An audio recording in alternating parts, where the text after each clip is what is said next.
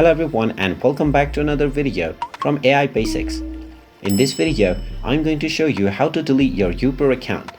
So let's get started right away.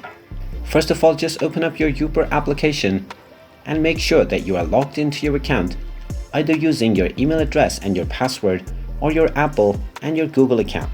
Now, once you have logged in, from the home page, you can simply tap on the Me option at the bottom right corner and then tap on the settings gear icon at the top right.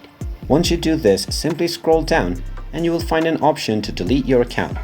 Simply tap on Delete My Account and then you will be asked for a confirmation if you are sure that you want to delete your account. Simply tap on the Delete option from this page and then your account will proceed for deletion.